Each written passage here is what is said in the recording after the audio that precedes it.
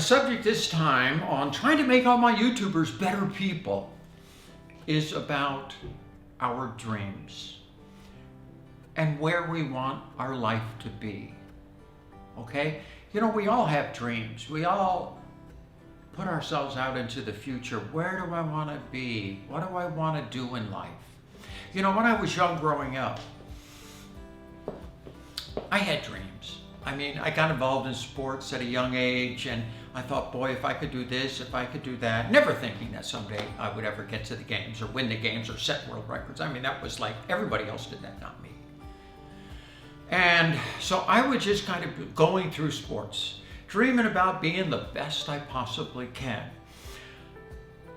I started running the decathlon when I was 20 years old, after years of being a pole vaulter and all these other sports and playing football and playing basketball and doing all these different sports. But about 1970, I decided, you know, I'm going to quit everything else and just concentrate on this thing called the decathlon. Never knowing where I was going to go.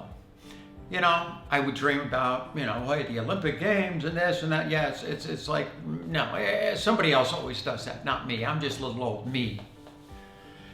And I got all the way to the Olympic trials in 1972. You make the qualifying standard, you get an invitation to go to the trials. And so I just snuck and made the trials. I go to the trials. Now, I wasn't even ranked in the top 10 in the United States. And the top 3 from that one competition will move on to the Olympic Games. Top 3 go. I'm not even ranked in the top 10. Nobody's talking about me. I'm not even talking about me, you know, I mean. So I go to the first day of competition. You run 5 events the first day.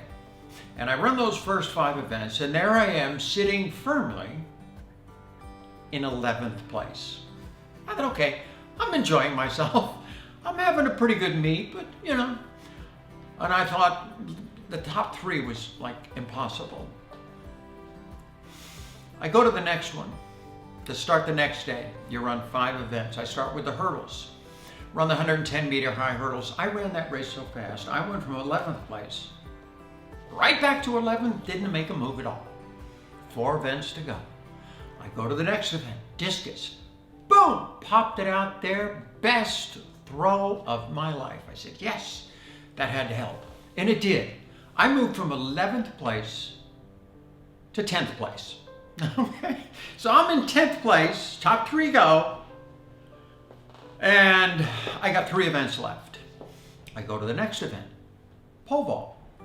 Move from 10th to 7th. I throw the javelin, 7th to 5th.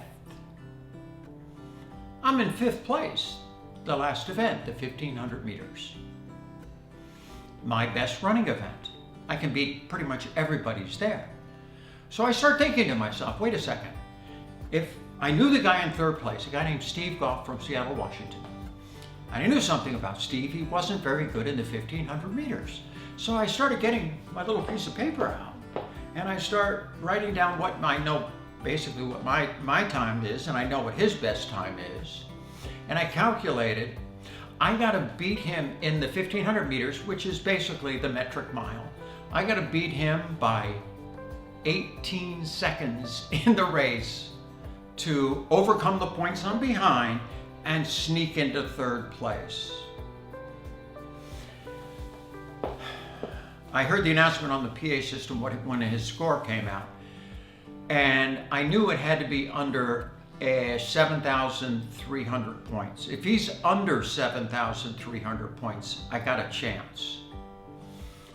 I remember the announcer, my hands are folded, my head is on my arms, belly down, laying on the grass, looking at the grass, and I'm listening to the announcer on the PA system. I'm thinking, please, be under 7,300 points. If he is, I got a chance.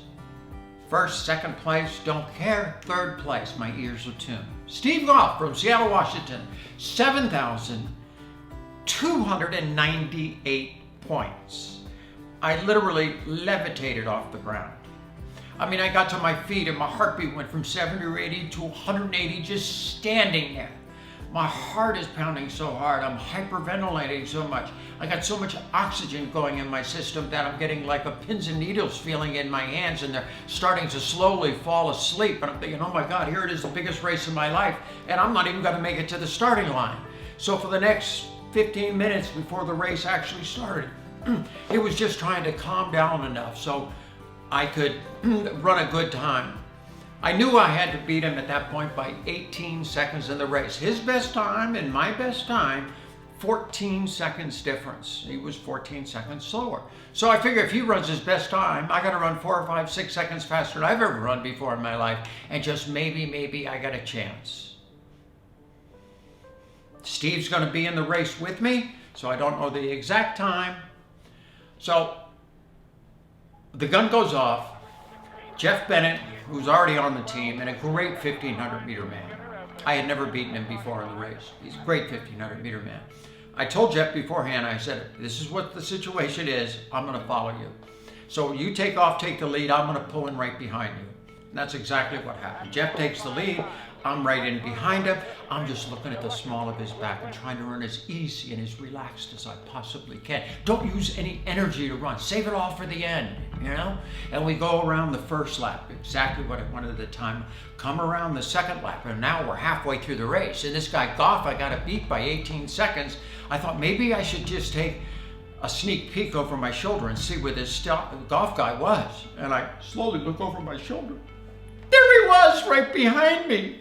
And I went, oh man, I got, a lap and 3/4. And so I yelled at Jeff in front of me. I said, Jeff, pick the pace up. And of course, good old Jeff picks the pace up. We go around the next lap, and we come by, which would be the finish line. And I'm looking to the inside of the track, and there's a guy that's got a bell. And when he rings that bell, it signifies 1 lap. And as I'm getting closer, I felt pretty good. And I see he's got his hand on the bell. If he rings that bell, I got 400 meters to go. I'm gone. I'm just gonna take off. And as I go by, I hear this ding, ding, ding, ding, ding. And this guy, Jeff, in front of me, who I'd never beaten before in the race, I just went right around him and just started into that final turn. I mean, I was running that final turn, in that final lap. I don't even remember, after the race was over, I don't even remember running the race. Maybe I cut across the track, I don't know. But anyway, I'm going down the backstretch, just running as hard as I possibly can, just trying to get ahead of this guy. I go across the finish line, and for the next 15, 20 seconds or so, I physically, emotionally, everything just died. Because I looked back down the track, and this Goff guy was still coming in. I had to beat him by 18 seconds. I ran an 8-second personal best time, and beat him by 21 seconds and made it on my first Olympic team. That was such a moment to go through. I never thought in a million years that I would ever go to an Olympics, It was overwhelming, to say the least. But there I was. That was the first time I had to reach down into my soul. And I firmly believe everybody has a champion that lives down deep inside of you that can do extraordinary things in their lives. But that was the first time I reached down into my soul. And you know what? I found something. I found that I can overcome whatever is put in front of me. I can overcome it if I want it bad enough. I go to the Olympics in Munich in 1970 for my first Olympics. And I go there and I am overwhelmed. It's so big. The opening ceremonies, the pageantry, the history behind it, the countries that are involved. It's the biggest happening in the world. And there I am standing in the middle of the field thinking, what am I doing here? I'm just little old me. I got into the competition, and I ran well, okay? I wanted to get in the top 10. I figure I've only been doing this event for 2 years, and if I get in the top 10 in the world, I'm so far ahead of schedule, I can't stand it. Wound up running a good meet, wound up 10th place. I just snuck into the top 10. I was pleased once the competition was over with my performance. I didn't win, but I got 10th place. I'm very happy. But then, the next thing that happened changed my life for the next 4 years. I stood up on the side because I had never seen an Olympic gold medal ceremony happening right in front of me. Seen it happen on TV, but never happening right in front of me. So once the medal ceremony started for the decathlon, I kind of snuck off onto the sides, kind of in the shadows of the Olympic Stadium, and I got as close as I could. And I watched that ceremony. And a gentleman named Nikolai Avilov of the Soviet Union stood on top of that platform. He had just won the decathlon, won a gold medal, just broke the world record, scored 8,454 points, just broke the world record in doing it. And I stood up on the side, watching that. I basically said to myself, look it, I never expected to get this far, okay? But I'm here. What if I take the next 4 years of my life and every minute of every day, I test myself just to see how good I could become at something. Because you know what? Right over there, that's what I want out of life. I'll pick up the pieces 4 years from now and go on with my life, because it's only sports, you know? There's more to life than sports. But for the next 4 years, I want to give up everything else in my life. And every minute of every day, test myself just to see how far I can go and how good I can become. Because you know what? That's what I want out of life. And I'm willing to take the gamble, take the risk to go after it. I had taken my dream that I had had for so many years of playing sports and reached down into my soul, where that champion lives down deep inside of every one of us, and made a concrete, gut-wrenching decision about what I wanted out of life. Right up there in front of me is what I want out of life. Because when we make true decisions in life, everything changes. Attitudes change, work habits change, everything changes. That night, I jump into bed. It's like almost midnight. I just run the decathlon for 2 days. And I shut my eyes and I can't sleep. And all I can see is this Avilov character standing on top of that platform. That's what I want. And then all of a sudden in my head, I start hearing this ticking. And as I'm laying there, all of a sudden I think, you know what? Time is my enemy. I've only got 4 years to pull this thing off. What are you doing laying in bed?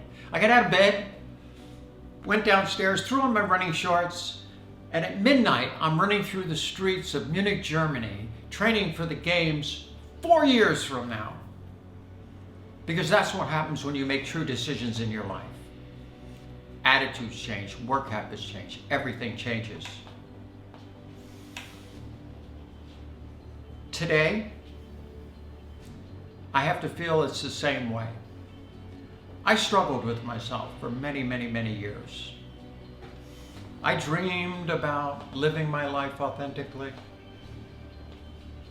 Never really thinking it was ever going to happen. How can Bruce Jenner do something like that? Society couldn't take it, you know? I had family, I had all these issues, you know? Just keep your mouth shut and do what you have to do just to survive, you know?